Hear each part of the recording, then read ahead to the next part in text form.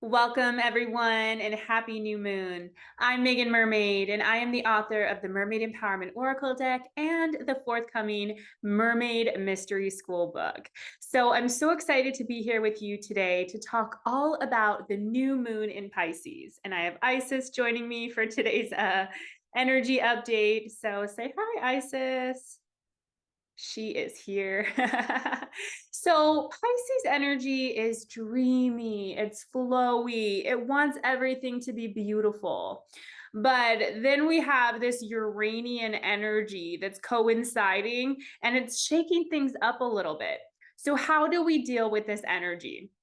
Well, first, let's go over the logistics. The new moon in Pisces is occurring on March 10th at about 2 a.m. Pacific time. So during this time, we have two really interesting aspects. The first is Mars square Uranus, which, if you wanted to describe it as an action, it would be boom. And then if we talk about the moon is sextile to Uranus, it's like these really beautiful, amazing visionary ideas. So when we talk about Pisces energy, it's ruled by Neptune and it's very spiritual, it's very artistic, it's very dreamy, as I shared, and it's all about connecting to the higher realms, connecting to that higher consciousness, and bringing in the energy of grace, which is interesting because this new moon coincides with the gene key of the week, which is gene key 22. The shadow is dishonor, the gift is graciousness, and the city is grace. So, what is grace? That word gets tossed around a lot. But as I've been studying the seven sacred seals, which I am going to be facilitating a journey through starting in April, so stay tuned for details on that. It's really about this cosmic force of love, of kindness, of compassion. It's like these baptismal waters that just flow from divinity into our humanity, into our core. Just, excusing, forgiving everything, allowing ourselves to just feel held and loved in that divine mother energy. And that's really what this new moon wants to offer us. But it starts by us embodying this energy of grace and graciousness, which means being kind to others, forgiving others, not holding on to grievances, and not getting in our own way. So, when it comes to these Uranian aspects, Mars represents our action and our willpower. The moon represents our subconscious and our emotions, and Uranus represents our instinct to break free. So, because Mars is squaring Uranus, and Mars is in Aquarius and Uranus is in Taurus, it's like we're wanting to break free from any actions that no longer fit us, that maybe something that we've been stuck in, right? Maybe it's something that you've had that like feeling for a while, like, this does not feel right. But maybe you haven't had the willpower or the drive to break free. So when that happens and we're not taking those steps, the universe will do it for us. So I'll give you an example in my life. I had a very challenging week. I had all of these unexpected things happen on Thursday when I was supposed to go teach a chair dance party kind of class at this assisted living facility. And during the class, it felt great. I felt all of this joy. It felt amazing.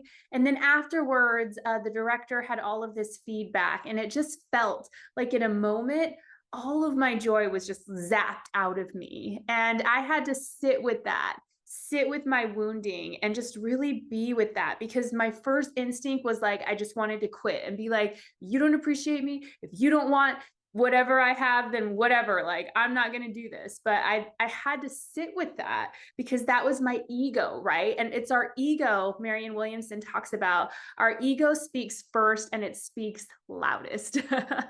So in that sense, I had to just sit with that wounded part of me that felt hurt, that didn't feel recognized, that didn't feel acknowledged.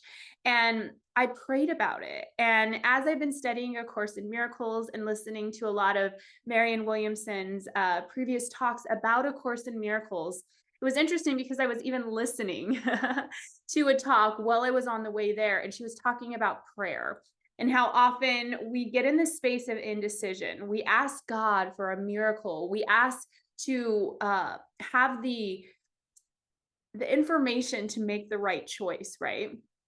And oftentimes we feel like we pray and we don't get an answer. But is that really the case?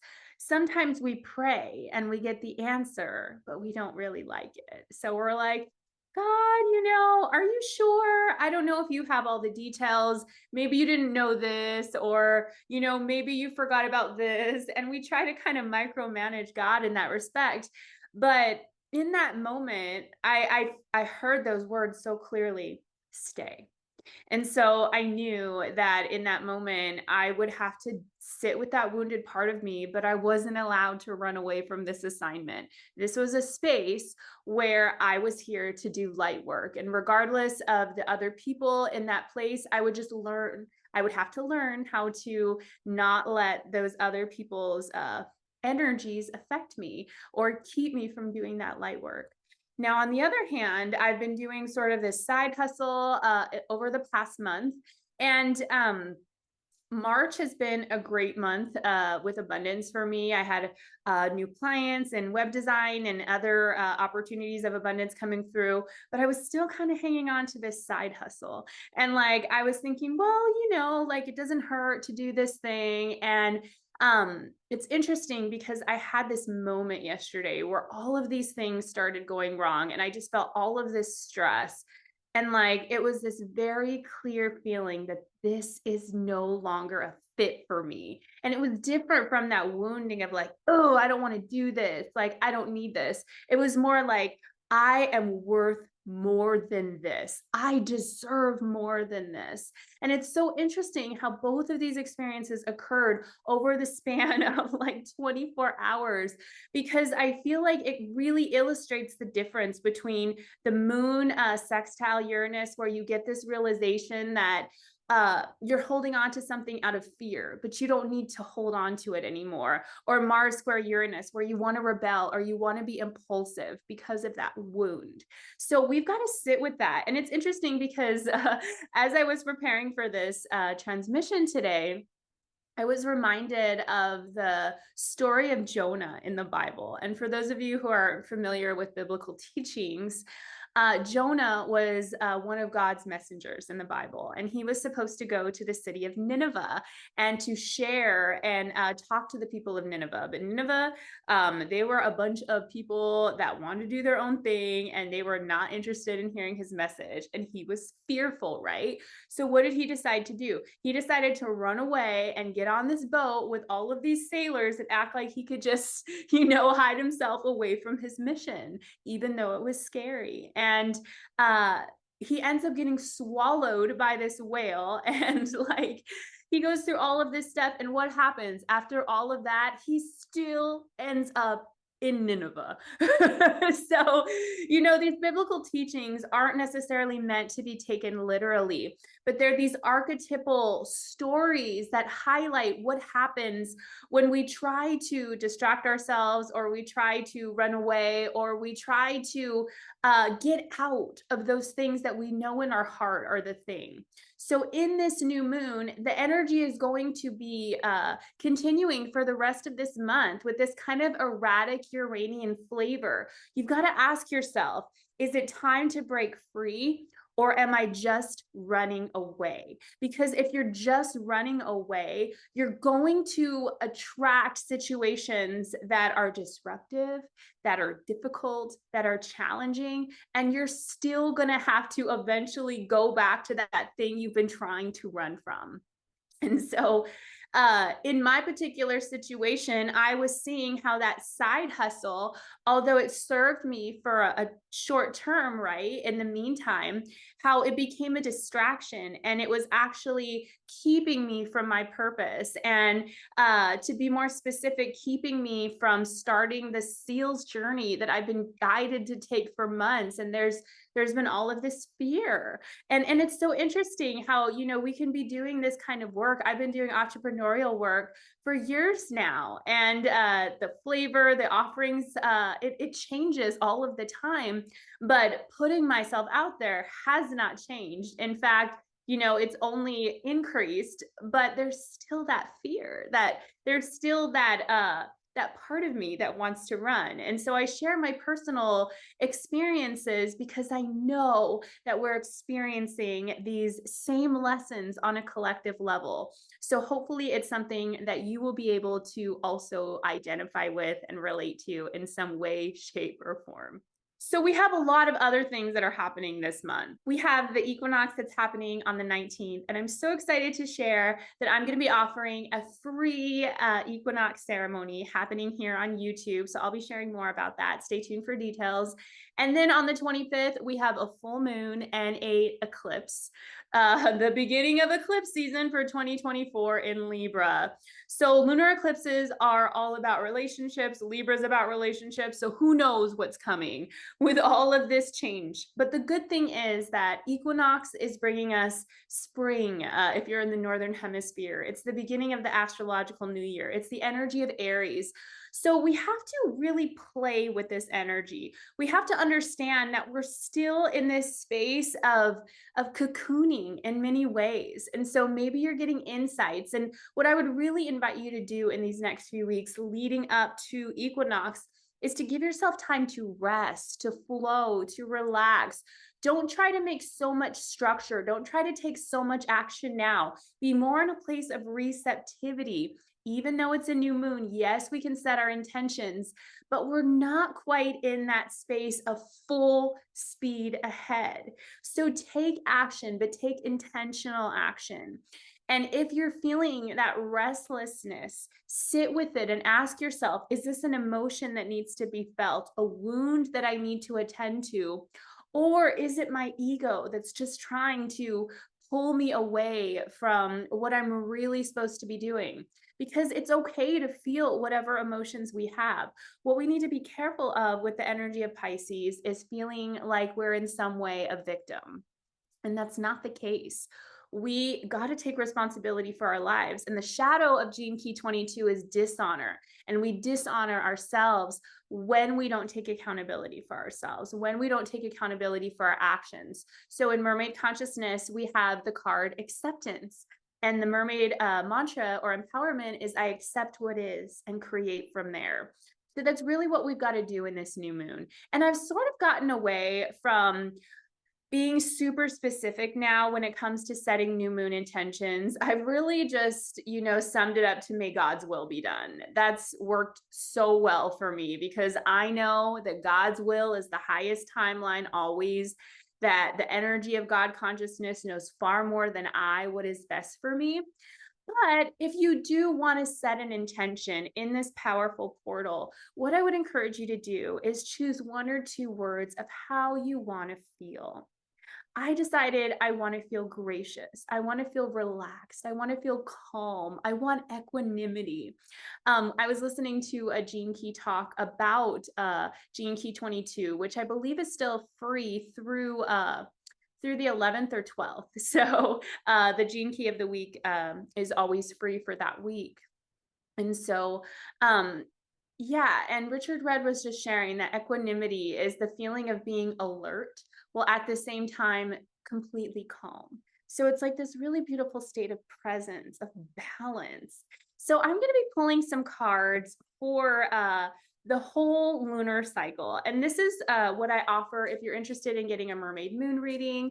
I'll be sharing that link below, and you can get a personal kind of roadmap of what to expect in your own lunar cycle of the new moon. So let's do new moon, waxing moon, full moon, waning, and dark moon. So this is just going to give us an example because we're in new moon. It's really great to map out what to expect for the whole lunar cycle. Of course, I'm going to be doing a full moon video and sharing more throughout the month.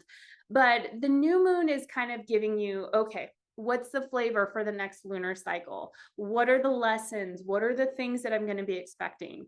And so the first card that we have is curiosity for the new moon.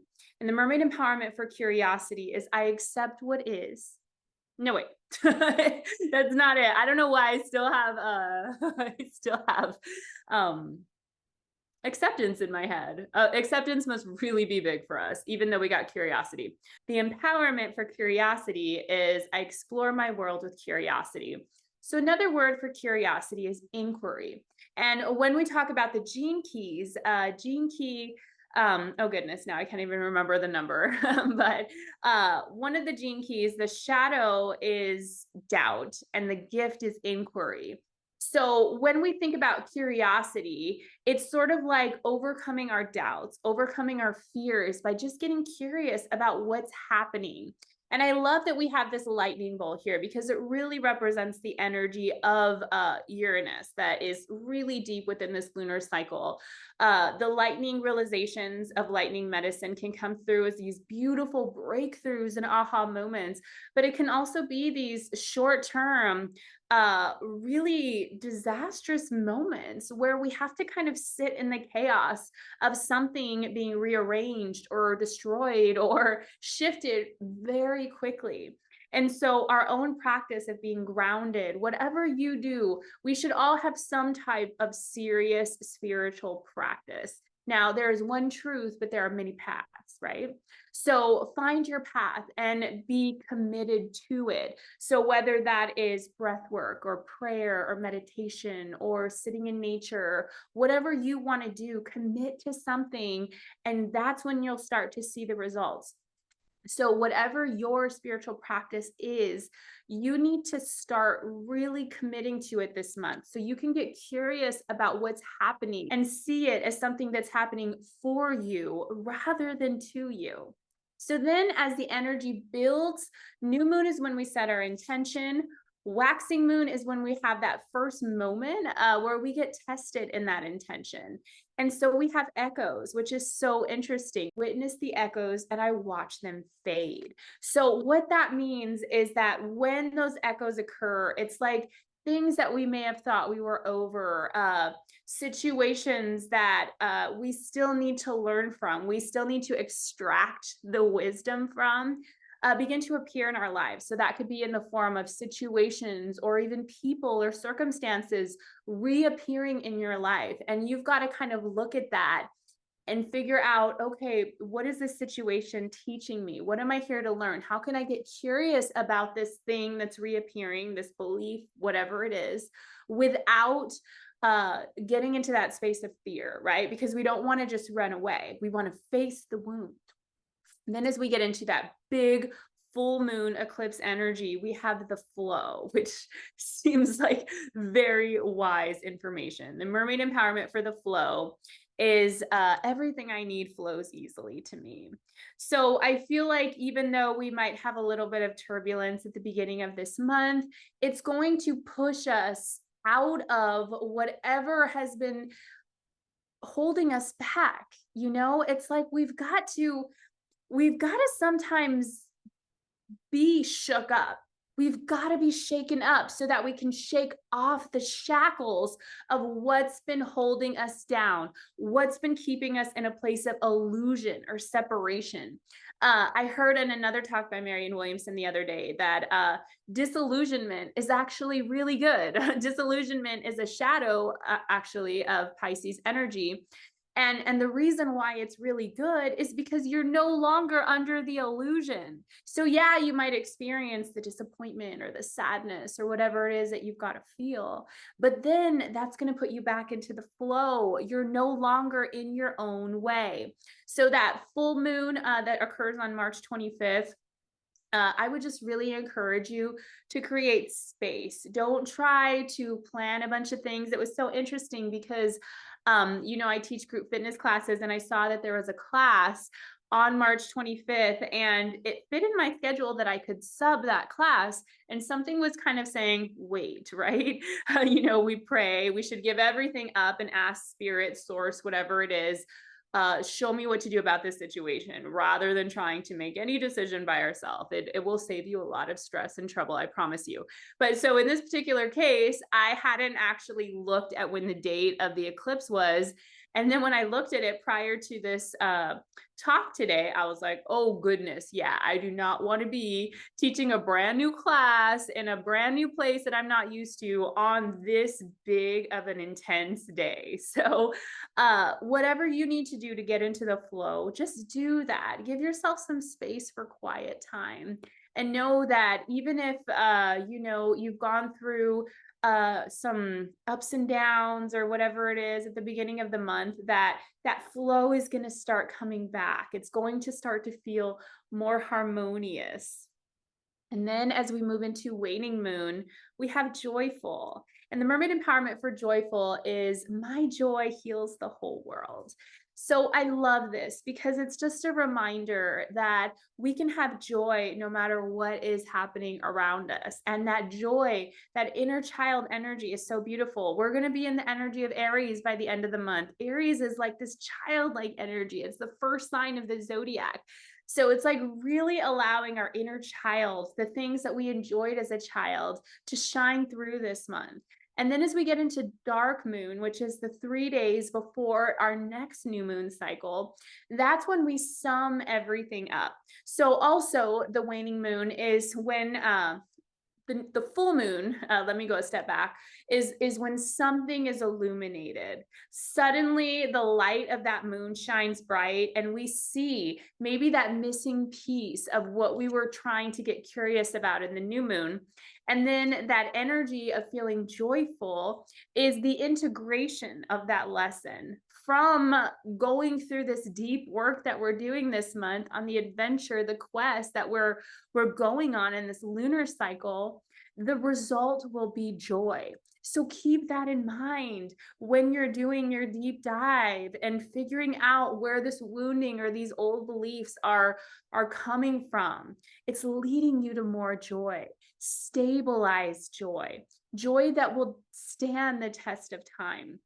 So then as we move last into the dark moon, it kind of gives an overview of the whole month and what we're learning. And so we have this card, Desire. And it's so interesting because we begin the month with Curiosity, which is this lightning bolt.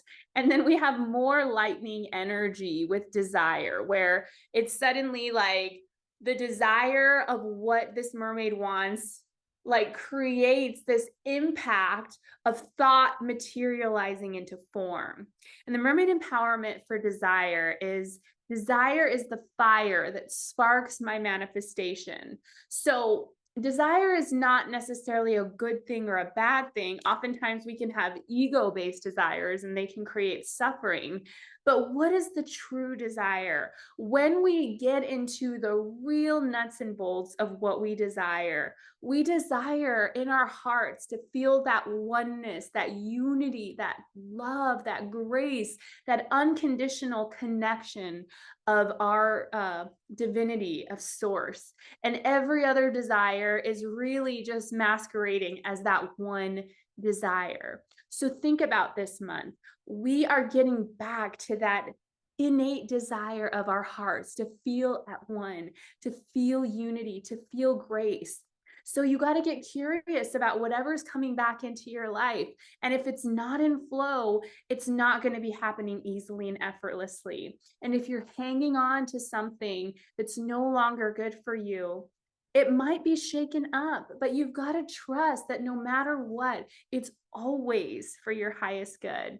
So if you're interested in getting your own intuitive card session, astrology reading, galactic channeled reading, gene key session, website work, I feel like I could go on and on as a line 3 in my life's work. I do this and I do that and I do this. So whatever you need, I got you. You can check out my website at meaganmermaid.com, either under gene key sessions or work with me. And stay tuned. I'm going to be sharing more about this really powerful journey through the 7 sacred seals. I'm going to fully announce it on March 19th. But in the meantime, I want you to start a journey with me, a free journey called 7 Days of Grace, which you can find on the Gene Keys website. So I'm going to be sending all the information if you're on my newsletter. If you're not on my newsletter, you can sign up at meaganmermaid.com, and I will list the link also below. And I look forward to beginning this really beautiful dive into grace this month as we release what is no longer serving us and we stop running from that thing that will truly give us that desire of our heart to feel the oneness, the unity of source consciousness within us that will light us up and give us all the joy that we need to fulfill our purpose and our mission here on earth. So may you have a beautiful, blessed new moon, as well as an amazing lunar cycle. And I look forward to meeting with you on March 19th for our equinox ceremony.